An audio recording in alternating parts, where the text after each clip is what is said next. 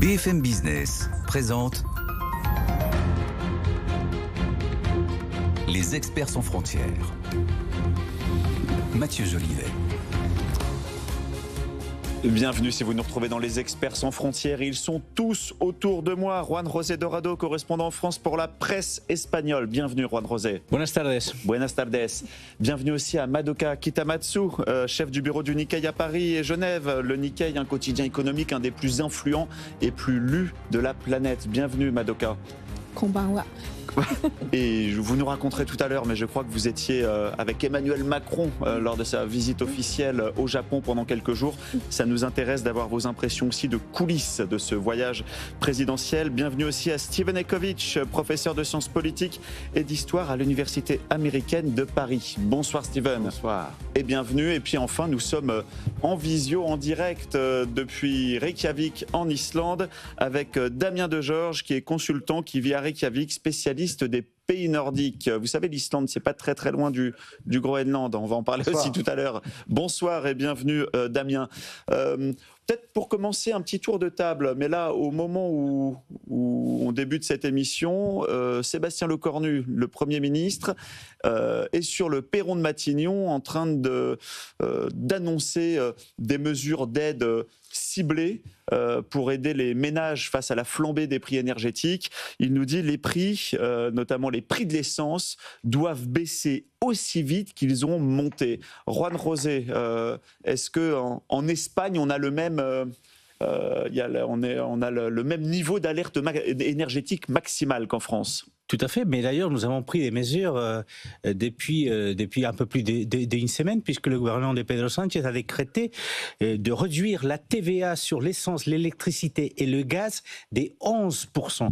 Qui a été réduit tout d'un coup, même si on se fait taper depuis quelques jours par l'Union européenne, puisqu'apparemment on n'a pas le droit de descendre la TVA au-dessus de 15%, mais nous aujourd'hui, l'Espagne est à 10% sur ces trois produits, électricité, gaz, essence.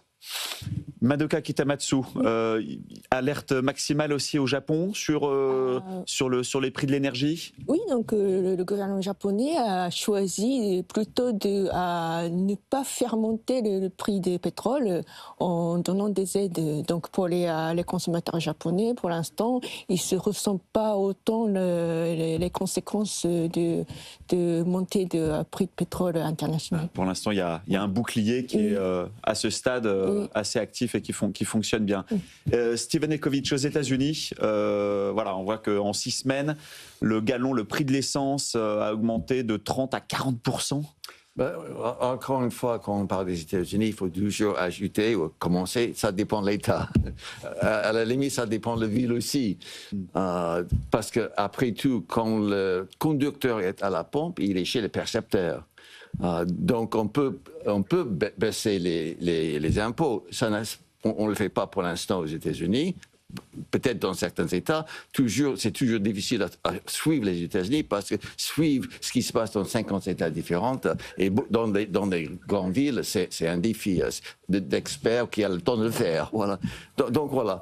De toute façon, le consommateur américain râle, peste, est très déçu. Parce que là, c'est un signe qui touche, c'est concret dans les vies des Américains. Surtout dans un pays où l'automobile est assez importante, voilà, où il y a des malls, des shopping centers, des banlieues. On a besoin absolument de la voiture, donc, sauf dans les grandes villes, bien évidemment. Mais là, ça touche directement le portefeuille américain et il le ressent. Et alors là, ce qui est intéressant, c'est qu'on est en train de voir Sébastien Lecornu qui dit voilà, l'électrification est un défi prioritaire. Donc pour lui, la réponse à la crise énergétique actuelle, c'est aussi, au-delà des aides qui sont la réponse peut-être de court terme, d'urgence, c'est aussi penser en long terme à moins dépendre du pétrole.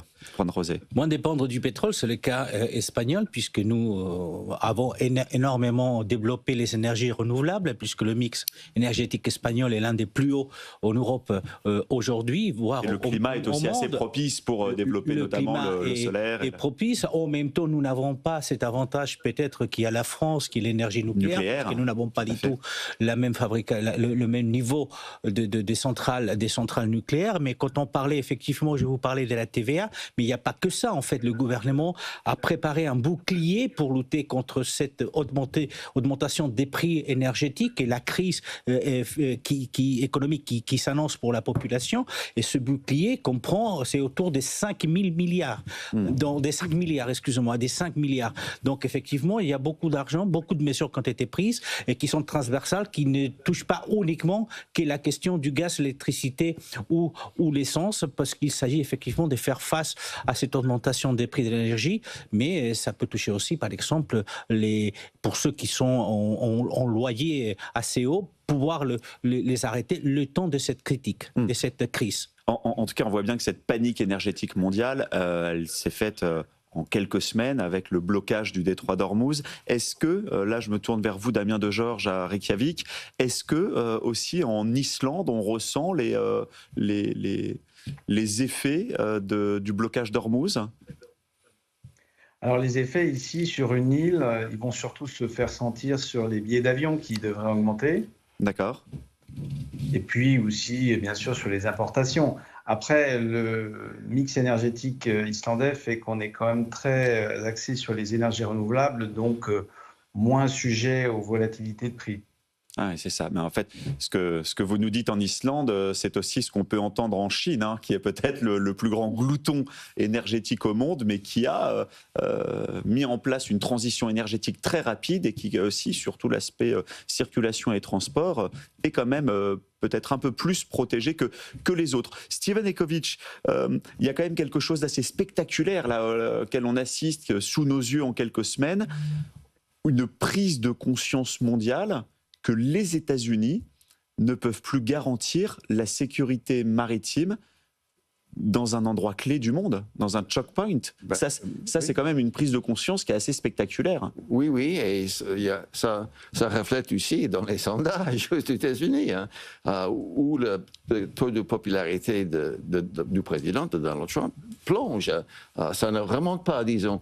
Les dernières montrent un taux de satisfaction qui ne dépasse pas 30% pour l'instant. Ça baisse autour de 30%, qui est dévastateur pour un président. Donc, en effet, c'est lié à une certaine humiliation, parce que Donald Trump voulait aller vite et fort et gagner une intervention militaire. Et voilà, on a une guerre qui traîne, où comment dire, le talent, les exploits militaires américains, il faut le dire, le militaire américain, l'appareil militaire américain est redoutable. Mais quand cette appareil militaire n'est pas lié avec une stratégie coréenne, voilà ce qu'on voit là. Donc voilà, c'est pas suffisant d'avoir le meilleur force militaire du monde sans prévoir, analyser, établir une finalité stratégique qui est cohérente. Et là, il y a d'ailleurs une enquête du New York Times qui a été publiée hier et qui raconte les coulisses de la décision. Oui. Je ne sais pas si vous l'avez vu, Steven, mais qui a l'air de corroborer ce que vous dites là, à savoir une décision prise sans aucun contre-argument autour du président des États-Unis, de manière un peu isolée, de manière un peu rapide. Il a fait par intuition, c'est ses propres mots. J'ai décidé par intuition. Non, lors d'une réunion avant de prendre la décision, chacun avait son tour à parler et d'analyser. Il y avait même, dans l'article de New York Times, il y avait une réunion où le premier ministre israélien était présent, Benjamin Netanyahu, qui avait une place importante dans la présentation des possibilités d'engager des forces militaires dans la région, des forces militaires israéliennes ainsi qu'américaines. Donc, mais Donald Trump, il a finalement décidé lui-même, comme toujours, mais maintenant, il est coincé. Il n'a pas de porte de sortie, ou plutôt, toutes ces portes de sortie l'amènent dans le mur. Donc là, je voudrais bien, j'imagine, juste tout oublier, de faire quelque chose, de parler d'autre chose, mais il n'arrive pas. Et on se retrouve dans cette situation presque ubuesque où on voit que l'objectif initial était de prendre possession d'une voie vitale, qui était sûre, qui était gratuite, le détroit d'Ormuz, de la sécuriser. Résultat, le détroit n'a jamais été aussi insécure, et c'est devenu un coupe-gorge et qui est devenu payant aussi, Juan José. C'est devenu payant, peut-être pas pour tout le monde, parce que vous savez qu'il y a quelques semaines, il y a quelques jours, on disait qu'effectivement, vu la position de l'Espagne par rapport à cette guerre entre l'Iran et les États-Unis, on laissait passer des bateaux qui étaient en relation avec l'Espagne, qu'on les laissait passer. Mais la réalité, c'est ça en fait, c'est qu'on a, avec ce gifle qui vient d'avoir Donald Trump et les États-Unis... bateaux en relation avec l'Espagne, ça c'était pour... du côté iranien pour les remercier du non à la guerre de l'Espagne. D'accord, on y reviendra. Ouais. Et d'ailleurs, dans ce sens, même les prix du gaz algérien ont été descendus parce que le positionnement de l'Espagne contre cette guerre allait dans le sens aussi des pays comme l'Algérie. Mais ce qu'on vient d'assister, c'est que en fait, on vient de réaffirmer le contrôle, entre guillemets, du détroit d'Ormuz par l'Iran, parce que les États-Unis, effectivement, n'ont pas su le défendre, on va le dire, ou le conquérir, mais c'est le défendre. Et donc, c'est une vraie gifle pour les États-Unis, mais en même temps, j'espère, ça va certainement réveiller un certain nombre de pays, notamment les Européens, sur sa dépendance vis-à-vis des États-Unis, que ce soit militaire, économique ou autre. Alors justement, là, je me tourne vers vous, Damien Degeorges. Est-ce que ce réveil européen, c'est quelque chose auquel vous croyez? Je rappelle, vous êtes à Reykjavik, spécialiste des pays nordiques. On a l'impression que pour l'instant, sur ces 6 premières semaines, l'Europe arrive quand même au second plan. Voilà. Est-ce que l'Europe aura la capacité d'avoir un rôle diplomatique plus fort en aval de cette crise? L'Europe, elle a beaucoup de crises à gérer en ce moment, et elle pourrait en avoir de nouvelles, dont certaines dont on a déjà entendu parler au début de l'année. Vous parlez notamment du Groenland, j'imagine. Voilà. Oui, bon bah ça, il faut regarder le coup d'après. On en parlera tout à l'heure. Et peut-être une chose à observer aussi, Madoka Kitamatsu. Comment est-ce que vous observez peut-être cette crise qui peut avoir un effet un peu d'accélérateur de la bascule géopolitique vers l'Asie, non? Aujourd'hui, c'est-à-dire qu'on a un axe Chine, Iran, Russie qui risque d'émerger et d'être encore de plus en plus beaucoup plus fort qu'hier. Oui, c'est vrai qu'en fait, il y a quelque chose qui n'est pas très connu en Europe, peut-être, c'est que l'Iran et le Japon, traditionnellement, ont eu des relations très amicales grâce aux imports de pétrole et aussi grâce à un feuilleton japonais dans les années 80 qui était rediffusé en Iran et c'était devenu très très populaire en Iran. Donc on avait des sentiments très bien vers l'un l'autre, mais malheureusement pendant cette crise le Japon n'a pas pu jouer un rôle très important pour trouver une solution et c'était en fait la Chine qui semble avait encouragé... Quel était ce feuilleton C'est très important des années 80. Ça s'appelle Oshin. Donc il s'agit d'une femme qui s'appelle Oshin, qui est née en pauvreté et qui a fait beaucoup d'efforts pour réussir dans la vie. Et il paraît que les peuples iraniens étaient très encouragés. Adopter cette série. D'accord. Oui. Et je ne savais pas qu'il y avait aussi des liens énergétiques très forts, ce qui nous rappelle que le Japon est peut-être un des pays en Asie qui est le plus exposé à ce blocage d'Ormuz. Comment est-ce qu'on le vit? Comment est-ce qu'on en parle en ce moment au Japon? Est-ce qu'on met en place les boucliers nécessaires? Et est-ce qu'il y a des pourparlers parallèles entre le Japon et peut-être l'Iran pour essayer à minima d'être prioritaire en cas de déblocage? Alors, donc, la première ministre Takaichi a eu un appel téléphonique avec le président iranien seulement le 8 avril, ce qu'on trouve quand même peut-être un peu trop tard, vu la relation entre l'Iran et le Japon, qui était toujours bien jusqu'à maintenant. D'ailleurs, pour l'approvisionnement, on a toujours été conscient de ce risque, le fait que le Japon est très dépendant du pétrole qui vient du Moyen-Orient. Donc on a une réserve gouvernementale équivalent de ce qu'on consomme pendant 140 jours. Il y a aussi des réserves privées. Donc on ne va pas entrer dans une pénurie. Au Japon, vous pouvez tenir 4 à 6 mois. Oui.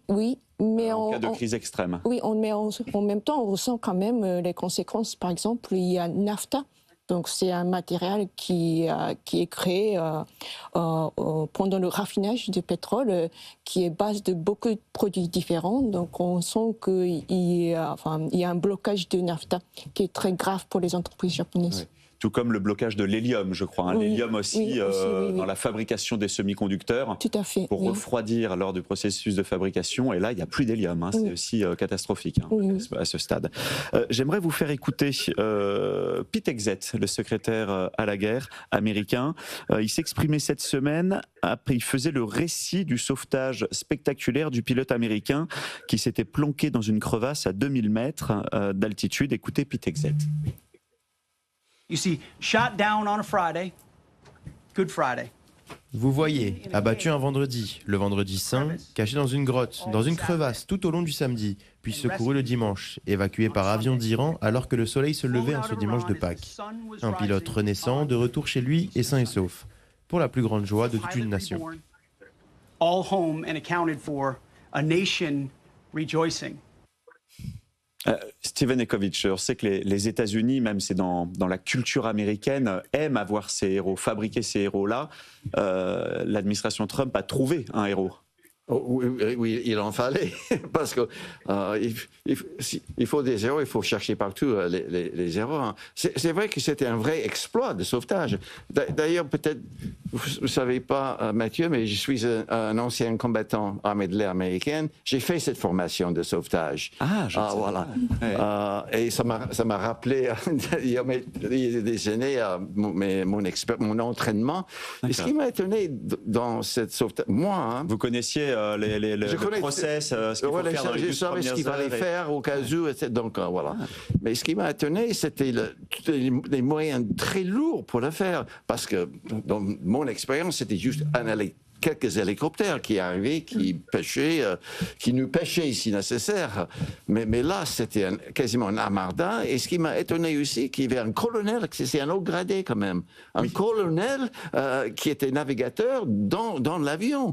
Ça c'est très rare. Et on se demandait, mes collègues et moi, les anciens, pourquoi un colonel, lieutenant-colonel, était dans le cockpit, était dans cet avion lors de ce sauvetage. Donc, il y avait des choses qui nous ont un peu étonnés, mais voilà. Pour revenir à l'exploit même, bien évidemment, le secrétaire à la défense, parce que lui, il appelle ça le secrétaire de la guerre, mais voilà, ce n'est pas le titre officiel de ce ministère, c'est quand même encore le ministère de la Défense. Donc voilà, ils ont trouvé, après tout ce qui s'est mal passé, au moins, il y avait ça, au moins. Mais quand même, il y avait quelques avions très importants qui ont été détruits. Quand même, le coût était énorme. Donc ça a mis un peu un bémol dans ce sauvetage, que ça a coûté si cher. Mais d'un autre côté, on peut dire que voilà, les Américains sont prêts à mettre le paquet pour sauver un de leurs. Voilà. Donc. Voilà, ça c'est pour le récit américain. Madoka, en pleine crise iranienne, en plein blocage du détroit d'Ormuz, Emmanuel Macron s'est rendu au Japon. Vous étiez dans la délégation présidentielle pour couvrir ce déplacement, en tant que chef du bureau du Nikkei en Europe. Sur place, quels sont peut-être les messages les plus... qui vous ont le plus marqué pendant ce voyage? Moi, de loin ici, par exemple, j'ai entendu Emmanuel Macron qui appelait à une troisième voie alternative aux États-Unis et à la Chine. Alors oui, c'est vrai qu'il a parlé de troisième voie, il a parlé des coalitions des pays indépendants. Et ça me fait penser un peu à la différente approche diplomatique de la France et du Japon, qui sont deux pays quand même qui ont des besoins assez similaires. On a besoin d'approvisionnement de ressources, on a besoin de entretenir des bonnes relations avec les États-Unis et en même temps rester indépendant. Donc ce qu'on vise, je pense, sont assez similaires, mais la manière dont on le fait est différente. Et la France est toujours vocale à envoyer des messages forts, des messages qui sont sûrement justes, mais ce n'est pas la manière du Japon de le faire.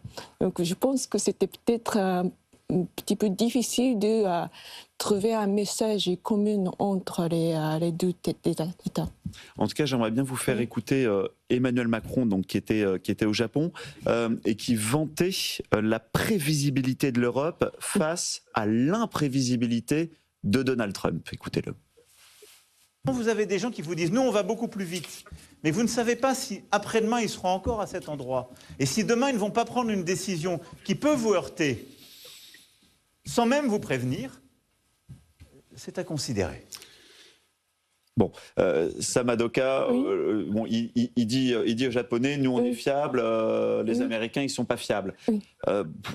Encore une fois, est-ce qu'il y va pas trop, comme on dit chez nous, avec ses gros sabots? Est-ce que le message est pas trop, n'est peut-être pas assez fin, amené assez finement, je ne sais pas. Surtout au regard de la relation stratégique extrêmement forte que le Japon a avec les États-Unis. Alors, je pense que les entreprises japonaises aiment bien la prévisibilité, donc il n'a pas tort de parler de ça aux chefs d'entreprise japonaises. Après, est-ce que les entreprises japonaises vont investir de plus en Europe? Il faut penser au coût. Et je pense que les Français, à côté français, ils espéraient voir des annonces d'investissement en France par des entreprises japonaises pendant la visite, mais malheureusement, on n'a pas vu des annonces. Ils n'en ont pas eu. Alors, j'ai entendu, ça c'était peut-être un détail de coulisses, mais j'ai entendu que le président Macron enchaînait les retards pendant la visite au Japon, qui est quand même le pays de la ponctualité absolue, et que ça a agacé ses interlocuteurs. C'était ce qui paraissait dans la presse française. Un clash de civilisation. Je ne sais pas si vous étiez aux premières loges des retards du président Macron. Alors, bon, je pense que c'est pas qu'au Japon qui retard. C'est un problème mondial. Je pense que c'était déjà partagé. La prévisibilité d'Emmanuel Macron. On va peut-être commencer par la ponctualité. Roi de Rosé, comment l'opinion publique espagnole, voit le non à la guerre de son chef du gouvernement?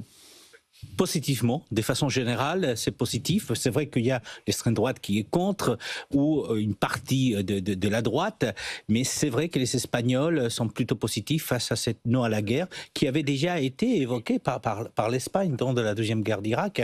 Et puis aussi parce que, effectivement, en politique intérieure, on voit qu'il y a des résultats électoraux qui peuvent bénéficier au Parti socialiste qui insiste. Et puis, il y a une certaine anti-américanisme espagnol historique qui est là, hormis le fait effectivement qu'aujourd'hui Donald Trump est un épouvantail pour toutes les sociétés. Alors, il y a peut-être aussi un précédent Aznar, où là il était parti aux côtés des Américains. La photo des chasseurs où on voyait effectivement Bush, Aznar, Barroso et Tony Blair. Là, les Espagnols étaient descendus en masse avec le no à la guerra. Le no à la guerra, donc il a repris effectivement ce slogan et ça marche électoralement pour l'instant au niveau des sondages. Et ça marche aussi par rapport effectivement à l'image de l'Espagne dans un certain nombre des pays, notamment au Moyen-Orient. Je vous disais tout à l'heure que grâce à ce positionnement de Pedro Sánchez, l'Algérie vend moins cher le gaz algérien à l'Espagne. Grâce à ce positionnement, beaucoup des sociétés européennes, les sociétés civiles, voient avec bon œil Pedro Sánchez, mais ce peut être pas le cas pour les différents gouvernements qui sont en porte-à-feu par rapport à la position espagnole, par rapport à la France, par rapport à l'Angleterre ou par rapport à d'autres pays. Il n'y a pas une forme d'opportunisme politique? Il y a certainement de l'opportunisme politique. Je crois qu'il était plutôt malmené dans les sondages. Et il y a des élections dans quelques semaines en Andalousie. Il vient de perdre 4 élections régionales et donc il est très malmené. Il n'a pas de majorité au Parlement et donc il voit effectivement dans les sondages un léger frémissement et ça l'intéresse effectivement aussi au niveau de la politique intérieure. Allez, on va marquer une courte pause dans les Experts sans frontières et on se retrouve, on verra si le Groenland et Cuba peuvent être les prochaines cibles de Donald Trump et on parlera aussi évidemment des élections cruciales qui se jouent en Europe, en Hongrie, c'est ce dimanche. À tout de suite. Les Experts sans frontières sur BFM Business. BFM Business présente Les experts sans frontières. Mathieu Jolivet. Bienvenue si vous nous retrouvez dans les Experts sans frontières. Autour de moi, Juan José Dorado, correspondant en France pour la presse espagnole, Madoka Kitamatsu, chef du bureau du Nikkei à Paris et à Genève, Steven Ekovitch, professeur de sciences politiques et d'histoire à l'Université américaine de Paris, et puis en direct depuis Reykjavik, Damien Degeorges, consultant spécialiste des pays nordiques. J'ouvre juste une toute petite parenthèse. Pendant cette pause, on en parlait, la discussion continuait entre nous, et Juan José, vous nous expliquiez que la position du non à la guerre de Pedro Sánchez, alors elle fait peut-être beaucoup de bruit, on parle beaucoup de lui, mais dans les faits, il a un poids diplomatique totalement nul pour la suite, quoi. C'est ça la difficulté. L'Espagne n'a aucun poids au Moyen-Orient. Elle s'entend très mal avec les États-Unis, mais elle s'entend très mal avec Israël, puisque l'ambassadeur d'Israël à Madrid et à Tel Aviv depuis des mois. Il n'y a pas d'ambassadeur à Madrid. Et puis politiquement, l'Espagne n'a aucun poids diplomatique dans ces parties du monde. Donc auprès des sociétés civiles, oui, la position espagnole forcément et de Pedro Sánchez est peut-être appréciée, mais encore une fois, le poids de l'Espagne est vraiment insignifiant par rapport à d'autres pays, comme notamment la France, par exemple, par rapport au Liban. Bon, j'aimerais vous faire écouter maintenant Donald Trump, parce qu'il recevait cette semaine le secrétaire général de l'OTAN, Mark Rutte, et c'est vrai que les projecteurs du monde sont braqués sur Hormuz. Il ne faut pas non plus totalement baisser la garde dans d'autres régions du monde. Écoutez ce que disait Donald Trump juste avant de le recevoir à Washington. L'OTAN est un tigre de papier. Mark Rutte vient me voir mercredi, comme vous le savez. C'est un type formidable. Le secrétaire général est génial. Mark Rutte, c'est quelqu'un de très bien. Mais et vous savez, tout a commencé, si vous voulez connaître la vérité, car nous voulons le Groenland. Nous voulons le Groenland. Ils ne veulent pas nous le donner et j'ai dit au revoir. Bye bye. Ok, Damien Degeorges, on vous retrouve depuis Reykjavik. Au Groenland, dans quel esprit on est et après, on verra aussi en Islande, mais vous êtes aussi branché sur le Groenland. Est-ce qu'aujourd'hui, on ne baisse pas la garde et on craint d'être la prochaine cible ? Alors, ça a un impact sur la population au Groenland, c'est évident. Il y a des préparations en termes de gestion de crise. Et puis au Danemark, inutile de dire que dès que Trump reparle du Groenland cette semaine, c'est breaking news dans les médias danois. C'est une histoire qui n'est pas finie, surtout si l'idée de Trump derrière tout ça, c'était de laisser sa trace en agrandissant les États-Unis. Alors à ce moment-là, on n'en aura pas fini avant 2029. La crainte, bien sûr, c'est qu'au fond, vis-à-vis de l'OTAN, Trump ne se serve de la crise de l'Iran et en jouant sur le fait que les alliés ne l'auraient pas aidé, alors du coup, finalement, comment les croire vis-à-vis du Groenland en cas de besoin. Non, on a appris par contre, via le média danois Finance, que le milliardaire américain Ronald Lauder, soutien de Trump, qui, dit-on, lui aurait soufflé l'idée du Groenland, eh bien, il a rencontré en novembre dernier Anouk, la capitale du Groenland, la maire de la commune. Et on parle de possibles donations philanthropiques du fonds Ronald Lauder, notamment pour les enfants et jeunes de la commune. Bref, d'une opération soft power. Ça c'est intéressant, hein. Ronald Lauder, je ne sais pas si vous le connaissez, Steven Ekovitch, Ronald Lauder, qui est l'héritier de l'empire Estée Lauder, qui est un proche de... Oui. Ils ont fait leurs études ensemble d'ailleurs, je crois, avec Donald Trump, et il est dans tous les coups business des opérations de politique étrangère de Donald Trump, j'ai l'impression. Tiens, voilà. Il n'est pas le seul, hein. Et le plus important, c'est son gendre et son ami Steve Witkoff. Oui, c'est Witkoff. Ouais. Donc, non, le propos sur le Groenland de Donald Trump, ça révèle une certaine panique. Hein. Il veut changer le sujet, c'est tout. On parle éventuellement du Cuba, il veut changer le sujet. Hier, c'était la première dame aussi qui parlait de nouveau du dossier Epstein.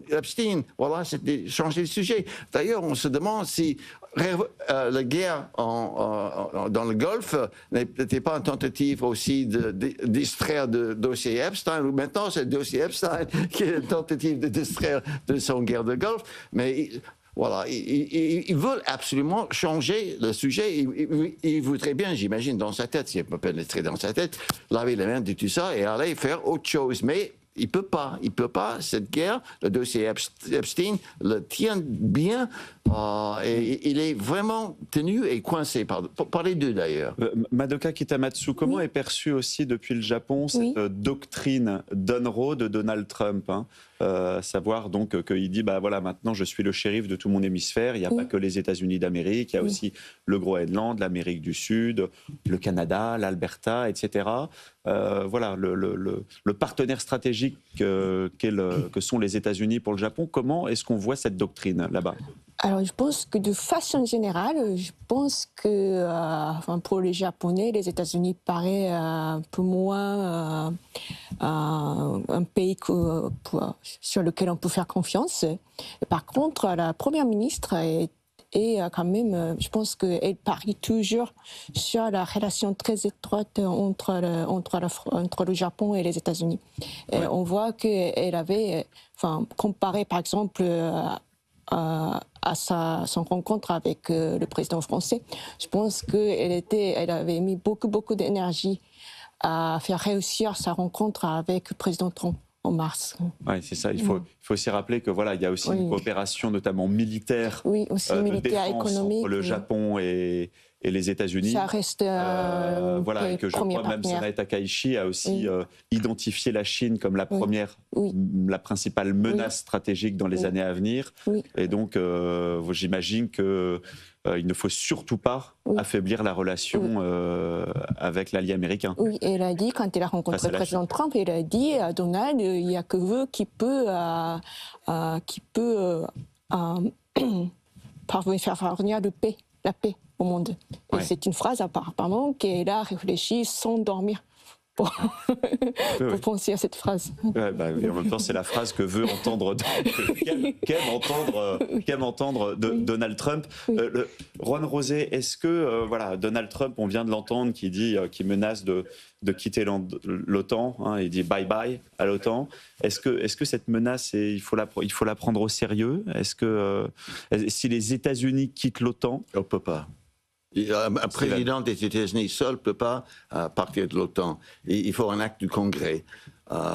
Donc, sur le plan constitutionnel juridique, c'est impossible pour un président seul de sortir les États-Unis de l'OTAN. Il peut rendre la vie difficile pour l'OTAN, parce qu'après tout, la puissance militaire la plus importante au sein de l'OTAN, c'est les États-Unis.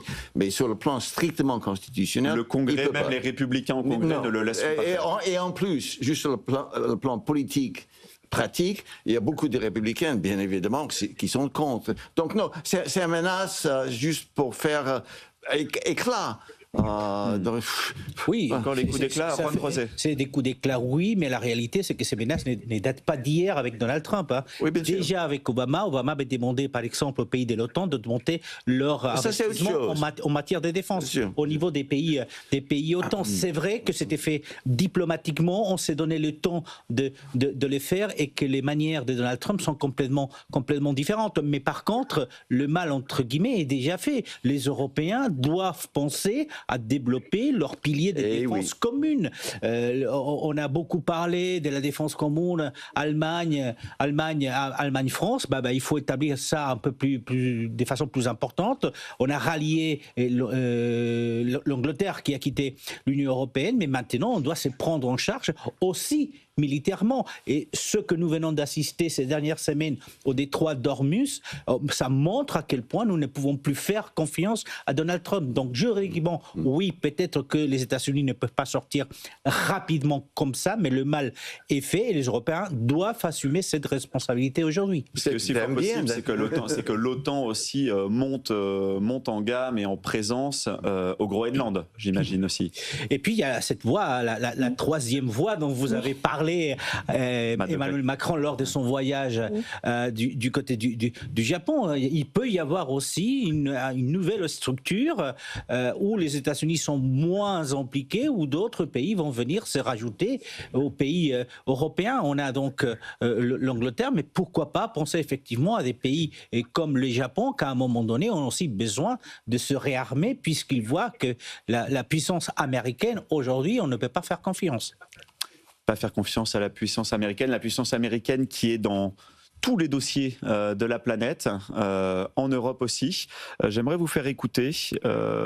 Il dirige la Hongrie depuis maintenant 16 ans. C'est le très populiste Viktor Orban, qui n'est pas favori dans les sondages. Les Hongrois vont voter ce dimanche. Et en fait, il joue une musique pendant sa campagne très, comme d'habitude, anti-élite, anti-Bruxelles, anti-Ukraine. Écoutez qui est venu le voir cette semaine pour l'encourager sur scène, c'est le vice-président américain J.D. Vance qui est venu soutenir Orban contre qui ? Contre l'Europe.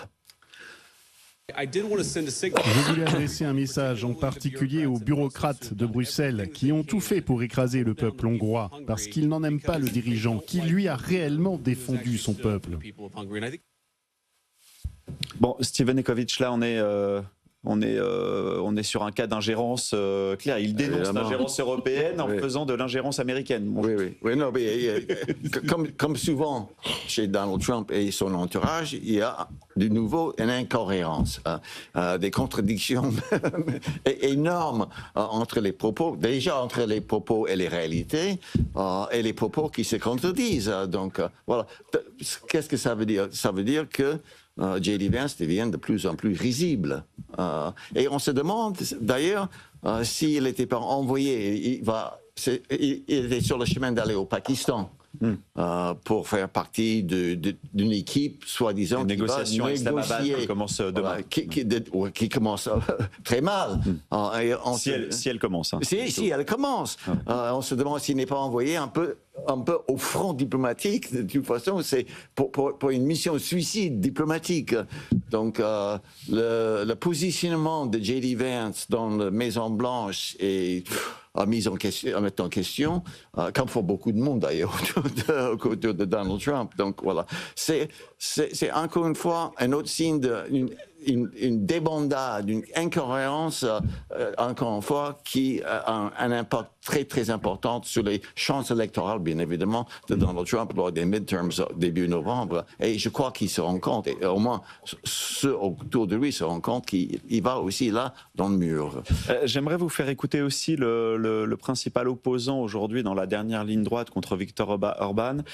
Il est de droite, c'est Peter Magyar, qui dépeint Viktor Orban comme une marionnette russe. Écoutez-le.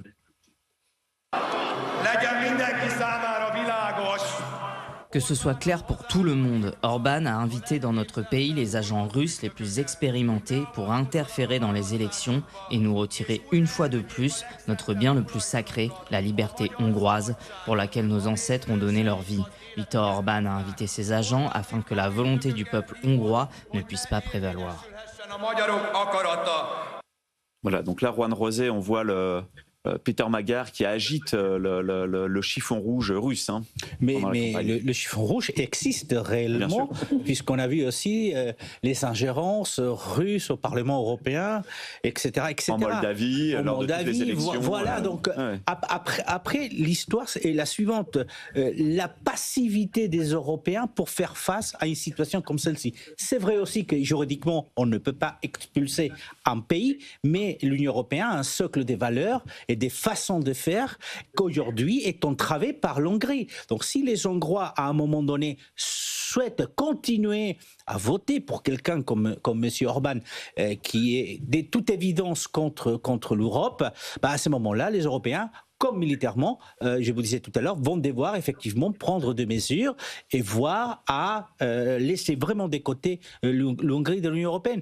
Aujourd'hui, la seule chose, c'est que peut-être dans quelques jours, on aura un changement de gouvernement et un changement de politique en Hongrie. Et ça pourrait peut-être rétablir la sérénité européenne qui a été perturbée ces dernières années avec M. Orban. Madoka Kitamatsu, aussi vous suivez, vous couvrez aussi pour le Nikkei ce qui va se passer en Hongrie. Ça, c'est quelque chose qui intéresse le journal Le Nikkei. Ah oui, je pense que mon correspondant d'ailleurs, il est en Hongrie pour suivre les élections sur place. Et je pense que le résultat de cette élection en soi ne va pas impacter directement les pays asiatiques, mais on trouve que c'est quand même très intéressant parce que ça peut avoir des conséquences pour les autres élections en Europe, enfin notamment la présidentielle française. Oui, ça peut peut-être encourager les candidats de récalibrer leur stratégie. Ce qui est intéressant, c'est que la Hongrie, et on le dit souvent, la Hongrie est peut-être le principal laboratoire du Trumpisme en Europe.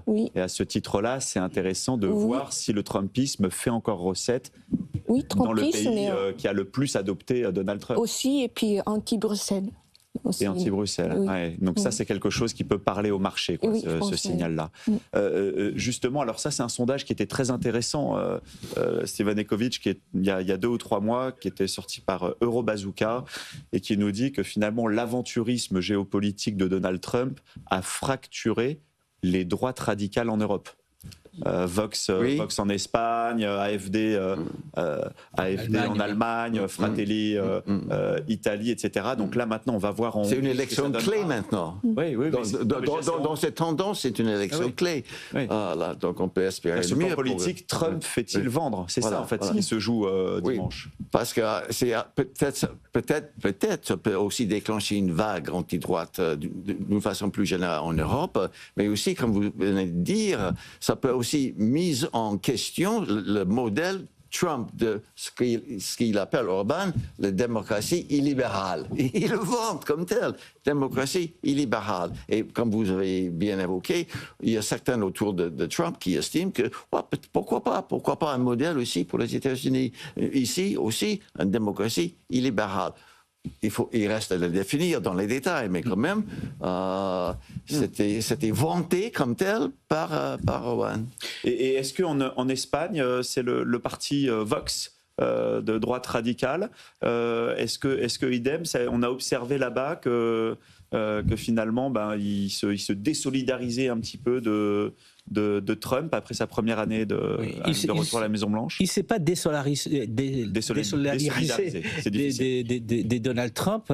D'ailleurs, lors de l'investiture de Donald Trump, le leader de Vox a été invité à Washington pour cette investiture. Mais ce qu'on a vérifié, c'est qu'il y a quand même encore un plafond de verre qu'il n'arrive pas à passer. C'est-à-dire qu'aujourd'hui, en Espagne, on a pratiquement tous les 2 mois des élections régionales qui sont extrêmement importantes et l'extrême droite espagnole n'arrive pas à passer la barre des 18%. C'est vrai qu'on n'est pas encore au niveau de l'Italie, puisque les populistes sont arrivés avec Mme Meloni au gouvernement, où on voit quelle est l'extrême droite du côté de l'Autriche, voire dans des pays scandinaves. Donc on n'est pas au même niveau. Mais n'oublions pas de toute façon que M. Orban a réussi quand même à faire des populistes de l'extrême droite la troisième force politique au Parlement européen.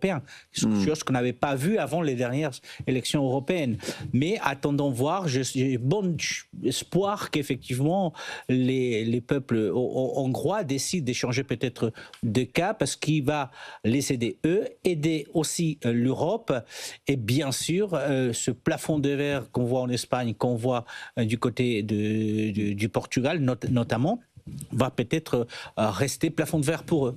En tout cas, on sera vite fixé parce que ces élections en Hongrie, c'est dimanche et ce sont des élections à un tour. Donc dimanche soir, on aura déjà ce premier signal politique très important peut-être pour la suite et les autres élections à venir en Europe. On file à Reykjavik. Juste un mot avant vos cartes blanches, Damien Degeorges. On parlait des velléités de Trump au Groenland, mais il ne faut pas oublier qu'en Islande, là où vous vivez, il avait provoqué une vive émotion à travers l'ambassadeur américain qui parlait de l'Islande comme d'un futur potentiel État américain. Oui, c'était une blague effectivement de Billy Long qui a été nommé par Donald Trump, qui n'a pas encore été confirmé par le Sénat américain. Mais ce qui avait fait beaucoup d'effet, c'est quand Donald Trump, à Davos, en janvier dernier, avait confondu Islande et Groenland. Là, les murs avaient tremblé à Reykjavik. Les murs avaient tremblé. Madoka ne peut pas s'empêcher de rire. Voilà, des approximations peut-être de Donald Trump. Voilà, on va dire qu'il est spontané. On va terminer avec vos cartes blanches. C'est des articles que vous avez choisis, souvent de vos pays respectifs. Damien, on commence avec vous. Un article d'un journal économique islandais au sujet d'une adhésion potentielle future de l'Islande à l'Union européenne. Oui, parce que le 29 août prochain est prévu un référendum en Islande sur une reprise des négociations d'adhésion de l'île à l'UE. Et là, c'est un sondage sur, en gros, êtes-vous pour ou contre l'idée d'une adhésion. Donc, c'est la deuxième étape, ça. Et là, on est à 47% contre, 40% pour, 13% d'indécis. Alors, on va dire qu'il y a une majorité qui ne comprend pas que c'est l'UE qui a sauvé le Groenland en janvier. Et ça, c'est un sujet qu'on oublie vite, alors que c'était assez récent. Et au fond, que l'Islande a besoin de faire partie d'un ensemble comme l'UE pour sa sécurité. Mais le mois d'août est encore loin, et d'ici là, si Donald Trump prononce le mot Islande, vous verrez que le oui aura le temps de prendre 30 points dans la journée. Et est-ce qu'au Groenland, l'idée de s'arrimer un peu plus fortement à l'Union européenne est quelque chose qui émerge aussi ? Oui, depuis la première menace militaire de Donald Trump le 7 janvier 2025, effectivement, c'est une idée qui prend forme. On va dire que la glace a fondu énormément entre le Groenland et l'Union européenne. Après, le chemin est encore long.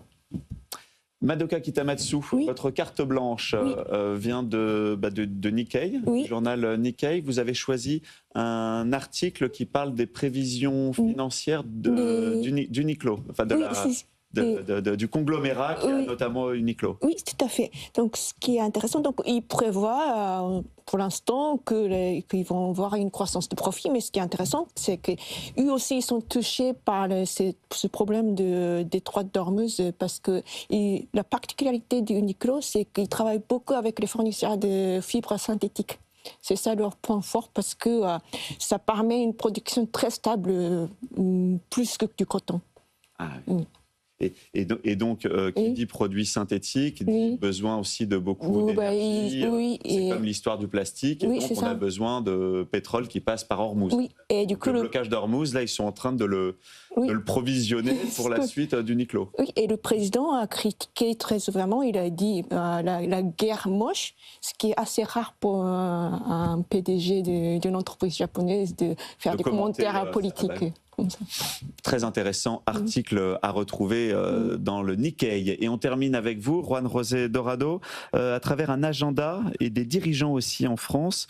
Vous nous faites une piqûre de rappel sur cette puissance culturelle espagnole. Oui, je voulais vous parler justement du soft power espagnol, que ce n'est pas que le flamenco, le Real Madrid et le Barça. Il y a aussi le cinéma espagnol et la culture espagnole.